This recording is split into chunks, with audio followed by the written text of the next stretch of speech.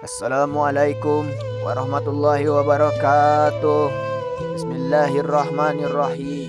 Bersyukur kita kepada Allah Subhanahu wa taala dan bersalawat kita kepada makhluk yang sangat mulia yang diciptakan oleh Allah Subhanahu wa taala, yang dimana oleh karena kemuliaan beliau, andaikan lautan dijadikan sebagai tinta, pohon-pohon dijadikan sebagai pena, digunakan untuk melukiskan kemuliaan beliau, maka tidak akan pernah cukup untuk melukiskan kemuliaan beliau, karena begitu mulianya beliau di sisi Allah Subhanahu wa taala. Bahkan sandal beliau pun lebih mulia daripada dunia dan seluruh isinya, karena sandal beliau pun telah berjumpa dengan Allah Subhanahu wa taala di Sidratul Muntaha. Siapakah dia? Tidak lain tidak bukan ialah baginda Nabi besar Muhammad sallallahu alaihi wasallam. Alhamdulillahirabbil alamin. Wassalatu wassalam wa ala asrafil anbiya'i wal mursalin sayyidina wa maulana Muhammadin wa ala alihi wa ashabihil mujahidin tahirin. Amma ba'd. Saudara-saudaraku yang dimuliakan oleh Allah Subhanahu wa taala, jagalah pandanganmu. Dan inilah yang akan kita bicarakan pada pertemuan kali ini. Jagalah pandanganmu, mencuci mata sudah menjadi kebiasaan dan budaya banyak orang, terutama di kalangan para pemuda, nongkrong di pinggir jalan untuk mencuci mata, menikmati pemandangan alam yang indah dan penuh pesona. Sudah menjadi adat sebagian orang, namun yang menjadi pertanyaan adalah, alam apakah yang demikian, yang sedemikian indahnya sehingga menjadikan para pemuda begitu banyak yang tertarik, dan terkadang mereka nongkrong hingga berjam-jam. Ternyata alam tersebut adalah wajah manis para wanita. Na'udzubillahi min zalik. Apalagi sampai terlontar dari sebagian mereka pemahaman bahwa memandang wajah manis para wanita merupakan ibadah, dengan dalih, saya tidaklah memandang wajah para wanita karena sesuatu, yakni hawa nafsu. Namun jika saya melihat mereka, saya berkata, Maha sucilah Allah Subhanahu wa ta'ala, pencipta yang paling baik. Saudara-saudaraku yang dimuliakan oleh Allah Subhanahu wa ta'ala, ini jelas merupakan racun syaitan yang telah merasuk ke dalam jiwa-jiwa sebagian kaum muslimin. Pada hakikatnya istilah yang mereka gunakan, yakni cuci mata, merupakan istilah yang telah dihembuskan syaitan kepada mereka. Istilah yang benar adalah ngotori mata, saudara-saudara. Saudara-saudaraku yang dimuliakan oleh Allah Subhanahu wa ta'ala, kebiasaan yang sudah merebak di seluruh dunia ini memang sulit untuk ditinggalkan. Bukan cuma orang awam saja yang sulit untuk meninggalkannya, bahkan betapa banyak ahli ibadah yang terjerumus ke dalam praktek mengkotori mata ini, saudara-saudara. Padahal masalahnya alam yang menjadi fokus pandangan sangatlah indah, dan dorongan dari dalam jiwa untuk menikmati pesona alam itu pun sangat besar, saudara-saudara. Oleh karena itu, pada pertemuan kali ini kita akan memaparkan beberapa perkara yang berkaitan dengan hukum pandangan. Saudara-saudaraku yang dimuliakan oleh Allah Subhanahu wa ta'ala, fadilah menjaga pandangan, saudara-saudara. Menjaga pandangan dari memandang hal-hal yang diharamkan oleh Allah Subhanahu wa ta'ala merupakan akhlak yang mulia. Bahkan Rasulullah Sallallahu alaihi wasallam menjamin masuk syurga bagi orang-orang yang salah satu dari sifat-sifat mereka adalah menjaga pandangan. Abu Umamah berkata, saya mendengar baginda Nabi besar Muhammad Sallallahu alaihi wasallam bersabda, saudara-saudara, berilah jaminan padaku 6 perkara, maka aku jamin bagi kalian surga. Jika salah seorang dari kalian berkata, maka janganlah berdusta, dan jika diberi amanah janganlah berkhianat, dan jika kalian berjanji janganlah menyelisihinya, dan tundukkanlah pandangan kalian, cegahlah tangan-tangan kalian dari menyakiti orang lain, dan jagalah kemaluan kalian. Bahkan orang jahiliyah pun mengetahui bahwa menjaga pandangan adalah akhlak yang mulia. Berkata Antara bin Shaddad, seorang penyair di zaman jahiliyah, saudara-saudaraku yang dimuliakan oleh Allah Subhanahu wa ta'ala, dan aku pun terus menundukkan pandanganku tatkala tampak istri tetanggaku, sampai masuklah dia ke rumahnya. Syekh Abdul Razak bin Abdul Muhsin Al-Abbad hafizuhumullah berkata, inilah salah satu akhlak mulia yang dipraktekkan oleh orang pada zaman jahiliyah, saudara-saudara. Namun yang sangat memprihatinkan, justru kaum muslimin di zaman sekarang meninggalkannya, saudara-saudara. Menjaga pandangan di zaman sekarang ini sangatlah sulit. Menjaga pandangan dari hal-hal yang dilarang memang perkara yang sangat sulit, apalagi di zaman sekarang ini. Hal-hal yang diharamkan untuk dipandang hampir ada di setiap tempat, saudara-saudara. Di pasar, di rumah sakit, di pesawat, bahkan di tempat-tempat ibadah, majalah-majalah, koran-koran, televisi. Ditambah lagi dengan adanya parabola, saudara-saudara. Ditambah lagi dengan adanya parabola, gedung-gedung bioskop penuh dengan gambar-gambar seronok dan porno alias para wanita yang berpenampilan vulgar. Nauzubillahi min zalik. Saudara-saudaraku yang dimuliakan oleh Allah Subhanahu wa taala, bagaimana para lelaki tidak terjebak dengan para wanita yang aslinya merupakan keindahan, kemudian bertambah keindahannya tatkala para wanita tersebut menghiasi diri mereka dengan alat-alat kecantikan, dan lebih bertambah lagi keindahannya jika yang menghiasi adalah syaitan yang memang ahli dalam menghiasi para wanita. Rasulullah baginda Nabi besar Muhammad sallallahu alaihi wasallam bersabda, saudara-saudara, wanita adalah aurat. Jika ia keluar, maka syaitan memandangnya. Berkata Al-Mubarak Furi, yaitu syaitan menghiasi wanita pada pandangan para lelaki. Dan dikatakan juga maksudnya adalah syaitan melihat wanita untuk menyesatkannya dan kemudian menyesatkan para lelaki dengan memanfaatkan wanita tersebut sebagai sarana. Nauzubillahi min zalik. Saudara-saudaraku yang dimuliakan oleh Allah Subhanahu wa taala, di antara penyebab terjangkitnya banyak orang dengan penyakit ini bahkan menimpa para penuntut ilmu, karena sebagian dari mereka telah dibisiki syaitan bahwasanya memandang wanita tidaklah mengapa jika tidak diiringi syahwat, atau ada yang sudah mengetahui bahwasanya hal ini adalah dosa namun masih juga menyepelekannya. Saudara-saudara yang perlu digarisbawahi adalah banyak sekali orang yang terjangkit penyakit ini, dan mereka terus sering melakukannya dengan tanpa merasa berdosa sedikit pun, atau minimalnya mereka tetap meremehkan hal ini. Padahal ada sebuah kaidah penting yang telah kita ketahui bersama, yaitu tidak lagi disebut dosa kecil jika perbuatan maksiat itu dilakukan terus-menerus. Hukum memandang wajah wanita yang bukan mahram, nauzubillahi min zalik. Dari Jarir bin Abdullah radhiyallahu an, saudara-saudara, ia berkata, saya bertanya kepada Rasulullah sallallahu alaihi wasallam tentang pandangan yang tiba-tiba, yakni yang tidak sengaja, saudara-saudara. Maka beliau memerintahkan aku untuk memalingkan pandanganku dari Buraidah. Dia berkata bahwa Rasulullah baginda Nabi besar Muhammad sallallahu alaihi wasallam berkata kepada Ali radhiyallahu an, saudara-saudara, wahai Ali, janganlah engkau mengikuti pandangan pertama yang tidak disengaja dengan pandangan berikutnya, karena bagi engkau pandangan yang pertama tidak boleh bagimu pandangan yang terakhir, pandangan yang kedua, saudara-saudara. Dari Ibnu Abbas radhiyallahu an, Rasulullah baginda Nabi besar Muhammad sallallahu alaihi wasallam pernah membonceng Al-Fad. Lalu datang seorang wanita dari Qatsam. Al-Fad memandang kepada wanita tersebut. Dalam riwayat yang lain, kecantikan wanita itu menjadikan Al-Fad kagum dengan wanita itu, juga memandang kepada Al-Fad. Namun baginda Nabi besar Muhammad pun memalingkan wajah Al-Fad ke arah yang lain sehingga tidak memandang wanita tersebut, saudara-saudara. Baginda Nabi besar Muhammad sallallahu alaihi wasallam memalingkan wajah Al-Fad sehingga tidak lagi memandang wajah wanita tersebut. Jelaslah hal ini menunjukkan bahwa memandang wajah seorang wanita yang bukan mahram hukumnya haram, saudara-saudara. Lalu bahayanya tidak menjaga pandangan mata, saudara-saudara. Dari Abu Hurairah radhiyallahu an, bahwasanya Rasulullah baginda Nabi besar Muhammad sallallahu alaihi wasallam bersabda, dua mata berzina dan zina keduanya adalah pandangan. Penamaan zina pada pandangan mata terhadap hal-hal yang haram merupakan dalil yang sangat jelas atas haramnya hal tersebut, dan merupakan peringatan keras akan bahayanya, dan hadis-hadis yang semakna hal ini sangat banyak, saudara-saudara. Allah Subhanahu wa taala berfirman, saudara-saudara yang dimuliakan oleh Allah Subhanahu wa taala, katakanlah pada para lelaki yang beriman, hendaknya mereka menahan sebagian pandangan mereka dan memelihara kemaluan mereka.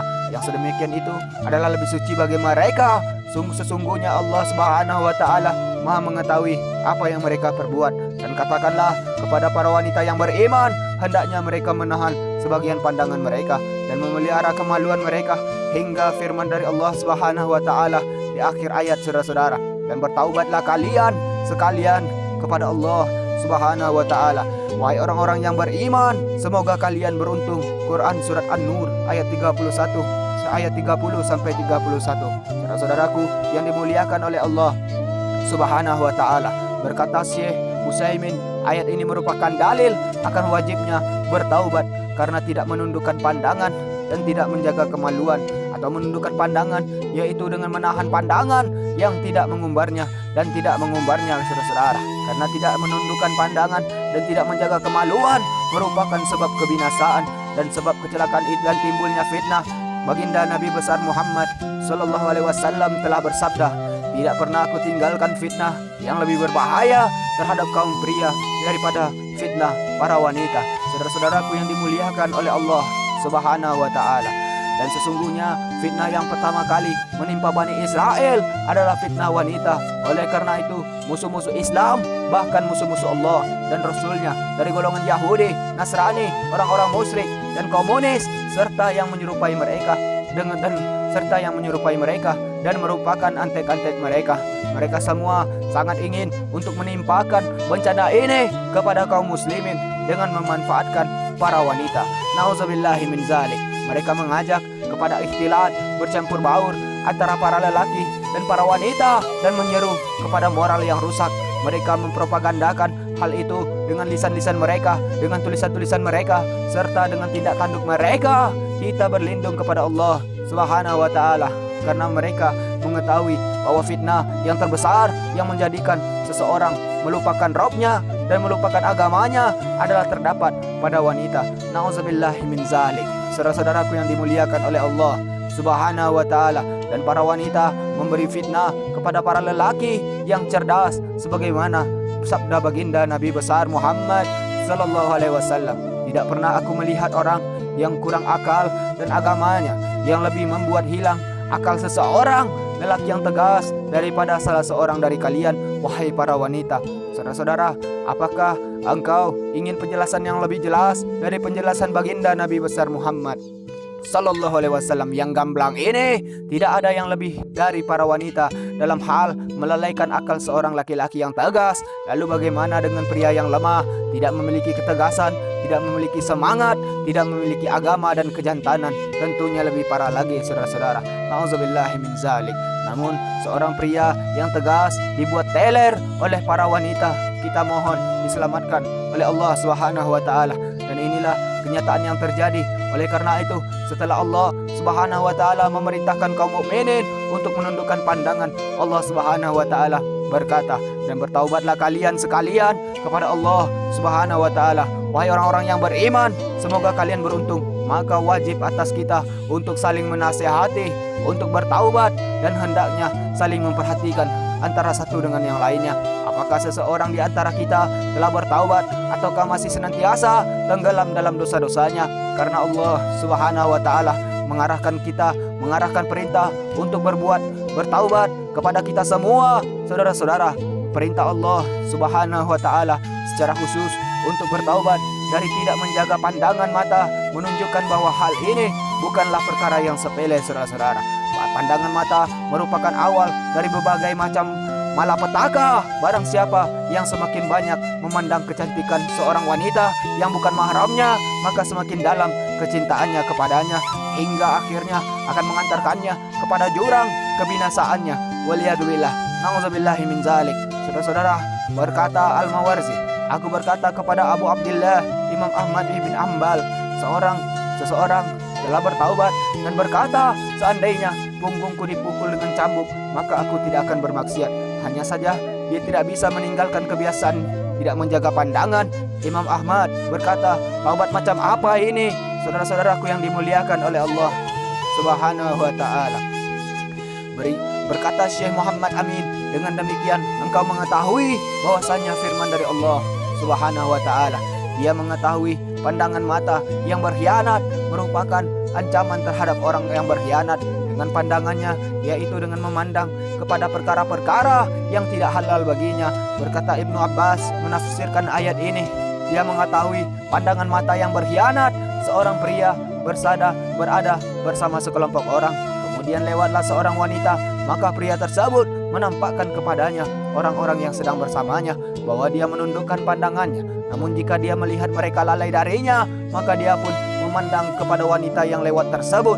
Dan jika dia takut ketahuan, maka dia pun kembali menundukkan pandangannya, dan Allah Subhanahu wa taala telah mengetahui isi hatinya bahwa dia ingin melihat aurat wanita tersebut. Nauzubillahi min zalik. Saudara-saudara, dari Abdullah ibn Abi Huzail berkata, Abdullah ibn Mas'ud masuk dalam sebuah rumah mengunjungi seseorang yang sakit. Beliau bersama beberapa orang, dan dalam rumah tersebut terdapat seorang wanita. Maka salah seorang dari mereka, orang-orang yang bersamanya, memandang kepada wanita tersebut. Maka Abdullah ibn Mas'ud berkata kepadanya, jika matamu buta tentu lebih baik bagimu. Saudara-saudaraku yang dimuliakan oleh Allah Subhanahu wa taala, jangankan memandang paras ayu sang wanita, bahkan memandangnya dari belakangnya saja, atau bahkan hanya memandang roknya saja bisa menimbulkan fitnah, saudara-saudara. Akan datang syaitan dan mulai menghiasi sekaligus mengotori benak lelaki yang memandangnya dengan apa yang ada di balik rok tersebut. Nauzubillahi min zalik. Jelaslah pandangannya itu mendatangkan syahwat. Saudara-saudaraku yang dimuliakan oleh Allah Subhanahu wa taala, berkata Al-A'la bin Ziyad, janganlah engkau mengikutkan pandanganmu pada pakaian seorang wanita, sesungguhnya pandangan menimbulkan syahwat dalam hati. Nauzubillahi min zalik. Demikianlah sangat takutnya para salaf akan bahaya mengumbar pandangan, dan perkataan mereka ini bukanlah suatu hal yang berlebihan, saudara-saudara. Bahkan bahaya itu pun bisa kita rasakan.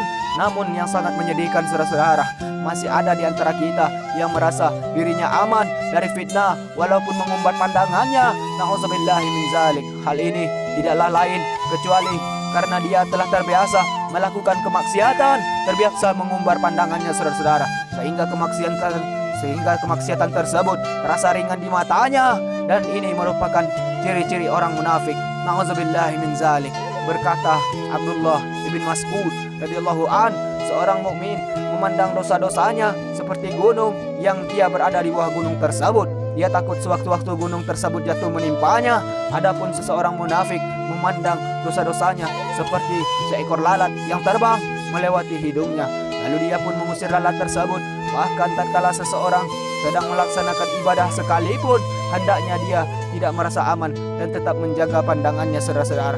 Berkata Al-Fad bin Asim, tatkala seorang pria sedang tawaf di Ka'bah, tiba-tiba dia memandang seorang wanita yang ayu dan tinggi semampai, maka dia pun terfitnah disebabkan wanita tersebut. Hatinya pun gelisah, maka dia pun melantunkan sebuah syair, aku tidak menyangka kalau aku bisa jatuh cinta tatkala sedang tawaf mengelilingi rumah Allah yang diberi kiswah.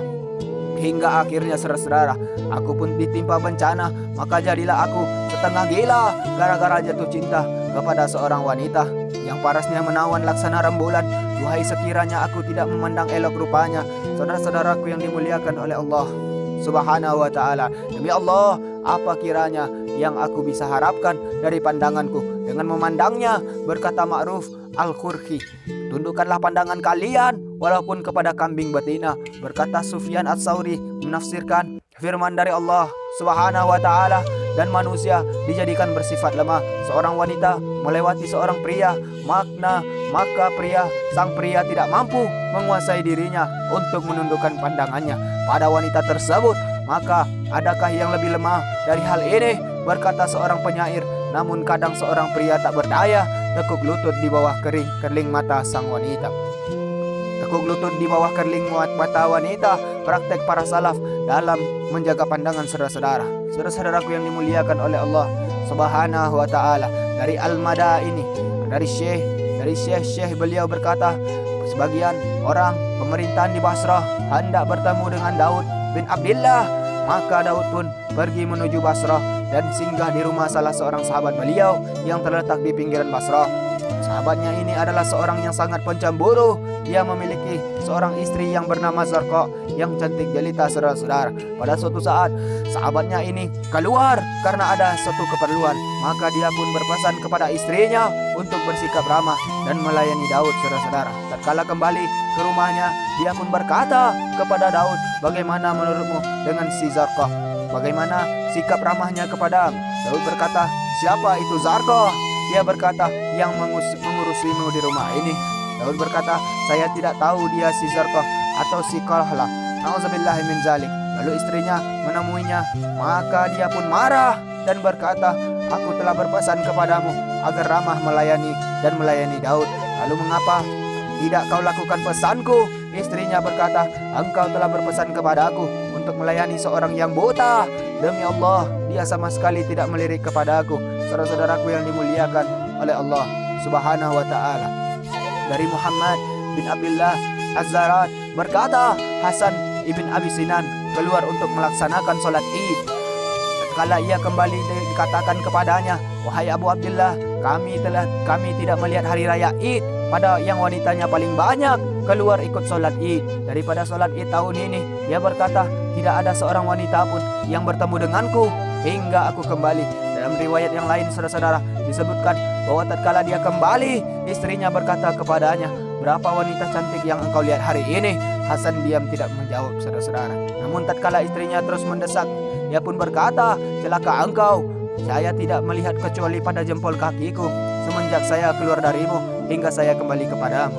Saudara-saudaraku yang dimuliakan oleh Allah Subhanahu wa taala, berkata Sufyan Ar-Rabi bin Qutsain selalu menundukkan pandangannya. Pada suatu hari lewatlah di depan sekelompok wanita, maka dia pun menundukkan kepalanya hingga para wanita tersebut menyangka bahwa dia buta. Para wanita tersebut pun berlindung kepada Allah Subhanahu wa taala ditimpa kebutaan. Saudara-saudara, salaf tidak hanya menjaga pandangan mereka dari hal-hal yang diharamkan, bahkan mereka juga menjaga pandangan mereka dari hal-hal yang tidak perlu. Saudara-saudara, seorang lelaki berkata kepada Daud At-Tai, "Sebaiknya engkau memerintahkan seseorang untuk membersihkan sarang laba-laba yang ada di langit-langit rumah."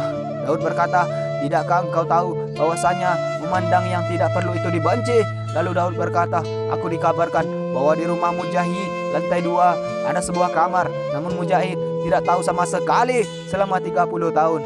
Saudara-saudaraku yang dimuliakan oleh Allah Subhanahu wa taala, hal ini menunjukkan kesungguhan salaf dalam menjaga pandangan mereka, sampai-sampai sarang laba-laba yang di langit-langit rumah dan kamar yang ada di lantai atas rumah mereka tidak mereka ketahui, karena mereka tidak memandang kepada hal-hal yang tidak perlu, sehingga mereka tidak memandang ke atas karena tidak ada perlunya. Saudara-saudara, barang siapa yang membiasakan dirinya mengumbar pandangannya untuk memandang hal-hal yang tidak perlu, maka suatu saat dia akan memandang hal yang diharamkan oleh Allah Subhanahu wa taala.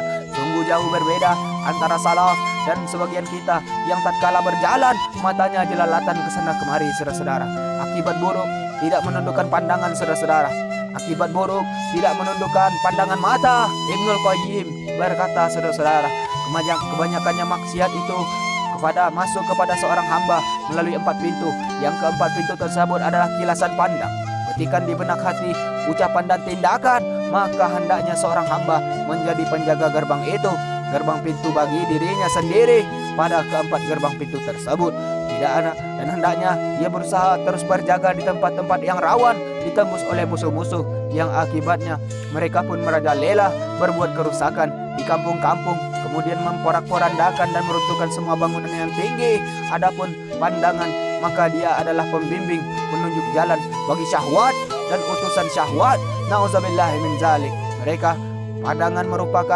Menjaga pandangan merupakan dasar untuk menjaga kemaluan. Barang siapa yang mengumbar pandangannya, maka dia telah mengantarkan dirinya terjebak dalam tempat-tempat kebinasaan. Nauzubillahi min zalik. Saudara-saudaraku yang dimuliakan oleh Allah Subhanahu wa taala, pandangan merupakan sumber munculnya kebanyakan malapetaka yang menimpa manusia, karena pandangan melahirkan betikan hati, kemudian berlanjut betikan di benak hati menimbulkan pemikiran, perenungan, lamunan, lalu pemikiran menimbulkan syahwat, kemudian syahwat melahirkan keinginan, kemudian menguat kehendak tersebut hingga menjadi azam atau tekad, keinginan yang sangat kuat. Lalu timbullah tindakan, dan pasti terjadi tindakan tersebut yang tidak sesuatu pun yang mampu mencegahnya. Saudara-saudara, oleh karena itu saudara-saudara, dikatakan kesabaran untuk menundukkan pandangan lebih mudah daripada kesabaran menahan kepedihan yang akan ditimbulkan kelak akibat tidak menjaga pemandangan. Saudara-saudara, saudara-saudaraku yang dimuliakan oleh Allah Subhanahu wa taala, berkata seorang penyair, seluruh malapetaka sumbernya berasal dari pandangan, dan besarnya lah api berasal dari bunga api yang kecil. Betapa banyaknya pandangan yang jatuh menimpa hati yang memandang, sebagaimana jatuhnya anak panah yang terlepaskan antara busur dan talinya. selama seorang hamba masih memiliki mata yang bisa ia bolak-balikan atau dia umbar, maka ia sedang berada di atas bahaya di antara pandangan manusia. Nauzubillahi min zalik. Menyenangkan mata apa yang menjadikan penderitaan jiwanya, sungguh tidak ada kelapangan dan keselamatan dengan kegembiraan yang mendatangkan penderitaan. Saudara-saudara, di antara akibat tidak menjaga pandangan yaitu menimbulkan penyesalan yang sangat mendalam dan hembusan nafas yang panjang, tanda penyesalan serta kesedihan dan kepahitan yang dirasakan oleh seorang hamba akan melihat dan menghendaki sesuatu yang ia tidak mampu untuk meraihnya, dan ia tidak mampu untuk bersabar jika tidak mampu meraihnya. Saudara-saudara, dan hal ini merupakan azab, kesengsaraan dan penderitaan yang sangat berat, yaitu engkau menghendaki sesuatu yang engkau tidak bisa menahan kesabaranmu untuk mendapatkannya. Bahkan engkau tidak bisa sabar walaupun untuk mencicipi sedikit yang kau inginkan tersebut, padahal engkau tidak memiliki kemampuan untuk meraihnya. Nauzubillah min zalik. Betapa banyak orang yang mengumbar kilasan pandangannya, maka tidaklah ia melepaskan kilasan-kilasan pandangan tersebut, kecuali kemudian ia terkapar di antara kilasan-kilasan pandangan yang dilepaskannya itu. Nauzubillah min zalik. Yang sungguh mengherankan, kilasan pandangan yang diumbar merupakan anak panah yang tidak sampai menancap kepada yang dipandang, agar yang dipandang menyiapkan tempat untuk hati si pemandang. Yang lebih mengherankan lagi, bahwasanya pandangan menggores luka yang parah pada hati si pemandang. Kemudian luka tersebut tidak berhenti, bahkan diikuti dengan luka-luka berikutnya karena berulangnya pandangan yang diumbar oleh si pemandang tersebut. Namun pedihnya luka tersebut tidaklah menghentikan si pemandang untuk berhenti, saudara-saudara, mengulang umbaran pandangannya. Dikatakan menahan umbaran pandangan lebih ringan dibandingkan penyesalan dan penderitaan yang berkepanjangan. Saudara-saudara, berkata Ibnul Qayyim, diriwayatkan bahwasannya dahulu di kota Mesir ada seorang pria yang selalu ke masjid untuk mengumandangkan azan dan iqamah serta untuk menegakkan sholat. Nampak pada dirinya cerminan ketaatan dan cahaya ibadah. Pada suatu hari, pria tersebut naik di atas menara seperti biasanya untuk mengumandangkan azan, dan di bawah menara tersebut ada sebuah rumah milik seseorang yang beragama Nasrani. Pria tersebut mengamati rumah itu, lalu ia melihat seorang wanita, yaitu anak pemilik rumah itu. Dia pun terfitnah, tergoda dengan wanita tersebut, lalu ia tidak jadi azan dan turun dari menara menuju wanita tersebut dan memasuki rumahnya dan menjumpainya. Wanita itu pun berkata, "Ada apa denganmu? Apakah yang engkau kehendaki?" Pria tersebut berkata, "Aku menghendaki dirimu." Sang wanita berkata, "Kenapa engkau menghendaki diriku?" Pria itu berkata, "Engkau telah menawan hatiku dan telah mengambil seluruh isi hatiku." Sang wanita berkata, "Aku tidak akan memenuhi permintaanmu untuk melakukan hal yang terlarang." Pria itu berkata, "Aku akan menikahimu." Sang wanita berkata, "Engkau beragama Islam, adapun aku beragama Nasrani. Ayahku tidak mungkin menikahkan aku denganmu." Pria itu berkata, "Saya akan masuk dalam agama Nasrani." Sang wanita berkata, "Jika kamu benar-benar masuk ke dalam agama Nasrani, maka aku akan melakukan apa saja, melakukan apa yang engkau kehendaki." Nauzubillah min zalik. Maka masuklah pria tersebut ke dalam agama Nasrani, saudara-saudara, agar bisa menikahi sang wanita. Dia pun tinggal bersama sang wanita di rumah tersebut. Tatkala di tengah hari tersebut, di hari di mana dia baru pertama kali tinggal bersama sang wanita di rumah tersebut, dia naik di atas atap rumah karena ada keperluan tertentu, saudara-saudara. Lalu ia pun terjatuh dan meninggal. Maka ia tidak mengingati wanita tersebut dan telah meninggalkan agamanya. Nauzubillah min zalik. Berkata saudara-saudara, Ibnu Katsir, Ibnu Jauzi menyebutkan dari Abdul bin Abdurrahim. Beliau berkata, lelaki celaka ini dahulunya seorang yang sering berjihad di jalan Allah Subhanahu wa taala, memerangi negeri Rum.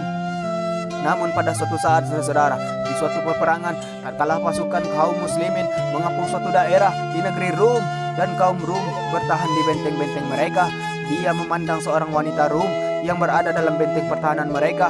Maka dia pun jatuh cinta kepada wanita tersebut. Lalu dia pun menulis surat kepada wanita itu, "Bagaimana caranya agar aku bisa berjumpa dengan engkau?" Wanita tersebut menjawab, "Jika engkau masuk ke dalam agama Nasrani dan engkau naik bertemu denganku." Maka ia pun memenuhi permintaan sang wanita, dan tidaklah pasukan kaum muslimin kembali kecuali ia tetap berada di sisi wanita tersebut. Kaum muslimin sangat sedih tatkala mengetahui akan hal itu, saudara-saudara, dan hal ini sangat berat bagi mereka. Tak lama kemudian mereka, pasukan kaum muslimin, melewati dan dia sedang bersama wanita tersebut dalam benteng, saudara-saudara. Mereka berkata kepadanya, "Wahai fulan, apa yang dilakukan oleh hafalan Qur'anmu, apa yang dilakukan oleh amalanmu, dan apa yang dilakukan oleh puasamu, apa yang dilakukan oleh jihadmu, apa yang dilakukan oleh solatmu?" Maka ia pun menjawab, "Ketahuilah, aku telah dilupakan Al-Quran seluruhnya kecuali firman dari Allah Subhanahu wa Ta'ala. Orang-orang yang kafir itu seringkali nanti di akhirat menginginkan kiranya mereka dahulu di dunia menjadi orang-orang muslim. Biarkanlah mereka di dunia ini makan dan bersenang-senang dengan dilalaikan oleh angan-angan kosong, maka kelak mereka akan mengetahui akibat perbuatan mereka." Quran surat ke-15 ayat 32, saudara-saudara. Saudara-saudaraku yang dimuliakan oleh Allah Subhanahu wa Ta'ala, sekarang aku telah memiliki harta dan anak di tengah-tengah mereka. Nauzubillahi min zalik. Ibnul Qayyim menyebutkan, saudara-saudara, ada seorang pria yang akan meninggal, dikatakan kepadanya, "Katakanlah la ilaha illallah." Dia pun berkata, "Di mana jalan menuju kawasan pemandian umum Minjab?" Ibnul Qayyim berkata, perkataannya ini ada sebabnya, yaitu pria ini sedang berdiri di depan rumahnya dan pintu rumahnya mirip dengan pintu kawasan pemandian umum Minjab. Lalu lewatlah seorang wanita yang berparas ayu dan bertanya kepadanya, "Di mana jalan menuju kawasan pemandian umum Minjab?" Pria tersebut menjawab, "Ini adalah kawasan tempat pemandian umum Minjab." Padahal itu adalah rumahnya, saudara-saudara. Maka masuklah sang wanita ke dalam rumahnya dan dia pun masuk juga di belakang sang wanita. Tatkala sang wanita mengetahui bahwa dia telah masuk ke dalam rumah sang pria dan dia telah tertipu, maka sang wanita menampakkan kepada pria tersebut kegembiraan dan rasa riang dengan berkumpulnya dia dengan sang pria, saudara-saudara. Nauzubillahi min zalik. Saudara-saudara, sang wanita berkata, "Sungguh baik jika bersama kita sesuatu yang mengindahkan hari kita dan menyenangkan mata." Pria tersebut berkata, "Tunggulah sebentar, aku akan datang membawa semua yang kau kehendaki dan yang kau inginkan." Maka sang pria pun keluar dengan meninggalkan sang wanita sendiri di rumahnya dan dia tidak mengunci pintu rumah. Lalu ia pun mengambil semua yang dibutuhkan dan kembali ke rumahnya. Namun ia mendapatkan sang wanita telah keluar dan pergi, saudara-saudara. Dan sang wanita sama sekali tidak mengkhianati pria tersebut. Maka sedihlah sang pria dan selalu mengingat wanita tersebut. Dan dia berjalan di jalan dan lorong sambil berkata, "Duhai, kapan ada suatu hari di mana sang wanita yang berada dalam keadaan letih berkata, 'Bagaimana jalan menuju kawasan pemandian umum Minjab?' Maka tatkala suatu hari dia sedang mengucapkan hal itu, tiba-tiba ada seorang wanita yang menjawabnya dari belokan jalan, saudara-saudara. Dia berkata, 'Kenapa engkau tidak segera menjaga rumah atau menjaga pintu tatkala engkau telah mendapatkan sang wanita?' Maka bertambahlah kesedihannya dan demikian terus kondisinya hingga akhir bait syairnya. Inilah adalah perkataan yang terakhirnya di dunia. Nauzubillahi min zalik. Dari Ibnu Abbas radhiyallahu anhu, saudara-saudara, dia berkata, datang seorang laki-laki kepada baginda Nabi besar Muhammad sallallahu alaihi wasallam dalam keadaan berlumuran darah, saudara-saudara. Maka Rasulullah sallallahu alaihi wasallam berkata kepadanya, "Ada apa dengan engkau?" Dia berkata, "Wahai Rasulullah, seorang wanita lewat di depanku. Maka aku pun memandangnya. Aku terus memandangnya hingga akhirnya aku menabrak tembok. Maka jadilah apa yang engkau lihat sekarang. Aku berlumuran darah." Rasulullah baginda Nabi besar Muhammad sallallahu alaihi wasallam bersabda, "Jika Allah menghendaki kebaikan pada hambanya, maka ia menyegerakan hukuman baginya di dunia." Saudara-saudara, berkata Amr bin Murrah, saudara-saudara, "Saya memandang seorang wanita yang membuatku terkagum-kagum, lalu mataku pun buta. Maka saya berharap kebutaanku ini adalah hukuman bagiku." Abu Abdullah bin Al-Jala, saudara-saudara, pernah suatu ketika tidak menjaga pandangannya. Lalu datang seorang yang menegurnya seraya berkata kepadanya, "Engkau akan merasakan akibat walaupun di hari kelak." Ia baru merasakan akibatnya 40 tahun setelah kejadian tersebut, saudara-saudara. Dia berkata, "Maka aku menemui akibat perbuatanku setelah 40 tahun aku dijadikan lupa Al-Quran." Na'udzubillahi min zalik. Saudara-saudara, para salaf bisa merasakan bahwa sebagian musibah yang menimpa mereka merupakan akibat dari kemaksiatan yang telah mereka lakukan, walaupun kemaksiatan tersebut jauh telah lama terjadi. Hal ini dikarenakan mereka jarang melakukan kemaksiatan sehingga mereka ingat betul kemaksiatan yang telah mereka lakukan. Adapun sebagian orang zaman sekarang, jika ditimpa musibah, mereka tidak tahu apa sebab musibah tersebut. Bahkan sama sekali tidak terlintas di dalam benak mereka bahwa musibah tersebut merupakan akibat ulah perbuatan maksiat mereka. Nauzubillahi min zalik. Kalaupun mereka merasakan bahwa musibah yang menimpa mereka dikarenakan kemaksiatan, mereka tidak tahu kemaksiatan yang manakah yang mendatangkan musibah tersebut. Hal ini dikarenakan terlalu banyak dan beraneka ragamnya kemaksiatan yang telah mereka lakukan sampai mereka lupa dengan kemaksiatan tersebut. Saudara-saudaraku, renungkanlah wahai saudaraku, lihatlah pria ini, Allah Subhanahu wa taala telah memberikannya anugerah kepadanya dan memuliakannya dengan menjadikannya menghafal Al-Quran. Lalu ia pun menyanyiakan anugerah tersebut dengan suatu pandangan yang diharamkan oleh Allah Subhanahu wa taala. Jika telah hilang ketakwaan, maka akan hilang ilmu. Sebagaimana ketakwaan merupakan sebab utama untuk meraih ilmu yang bermanfaat, meninggalkan ketakwaan merupakan sebab utama terhalangnya ilmu yang bermanfaat. Saudara-saudara, berkata Imam Asy-Syafi'i, aku mengadu kepada Imam Waqi tentang buruknya hafalanku, maka beliau pun mengarahkan aku untuk meninggalkan kemaksiatan. Dia mengabarkan kepada aku bahwasanya ilmu adalah cahaya, dan cahaya Allah tidaklah diberikan kepada orang-orang yang bermaksiat. Nauzubillahi min zalik. Saudara-saudaraku yang dimuliakan oleh Allah Subhanahu wa taala, mungkin hanya itulah yang bisa kita bicarakan pada pertemuan kali ini. Mudah-mudahan ada manfaatnya. Terima kasih atas segala perhatian saudara. Mohon maaf atas segala kekurangan. Usikum wa nafsi bitaqwallah. Wassalamualaikum warahmatullahi wabarakatuh.